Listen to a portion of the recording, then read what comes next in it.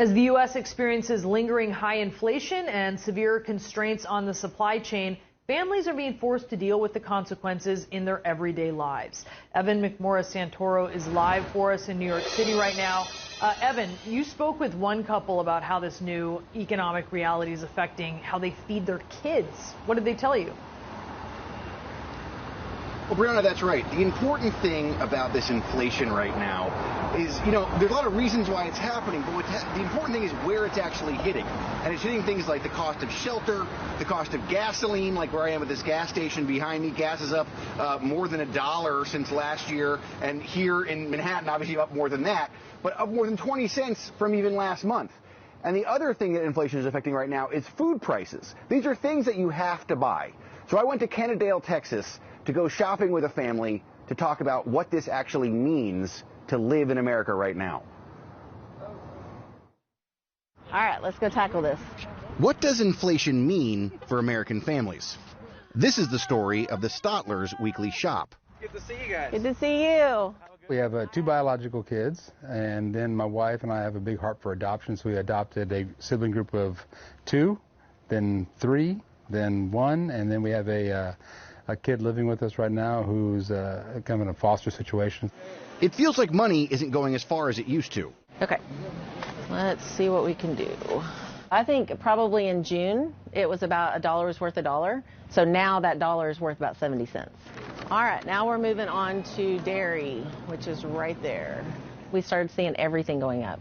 Grocery prices went up. Gallon of milk was $1.99. Now it's $2.79. Well, when you buy 12 gallons a week times 4 weeks, that's a lot of money. That's what I'm talking about. Thanks, brother. Again, this is what they buy every week. If you want to get any of these that are $1.79, you can pick 5 boxes worth. Grocery shopping means tough choices right now. We're not buying the most healthy stuff because that prices have gone way up. But I feel kind of guilty sometimes we can't afford the really good things that would be healthier also. Okay, so P.F. Chang's is like the elite. So let's You mean elite price or elite quality? Like both. Okay, so So where are the family size meals? The Stotlers keep a close eye on their budget, and they shop deals. This is 20 ounces. How many ounces is that? 24, so get that one. Krista loves a coupon.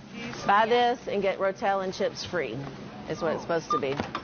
But these days, the family grocery list and the money they carefully plan to spend sometimes don't match. We're at $90 already, and we've got a basket and a half left. But God is good and always provides, so let's see where we'll go. The math at the grocery store worked out. Okay, so I don't need this. We're going to take that off, and then we're going to add these items. Awesome, guys. Y'all did great. Then they had to add in the rest of the week's shopping. That gets delivered. Oh, look, the Walmart stuff came. The grand total, $310. How much would you have spent maybe back in March to do the same thing? So probably we would have only spent probably about $150, $200, something like that in March, because it was quite a bit less.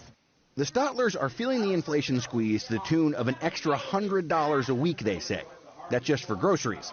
This family may be larger than many. Let's go through the line by birthdays. Whoever has October birthdays gets to go first. But they live the same middle-class life as their neighbors.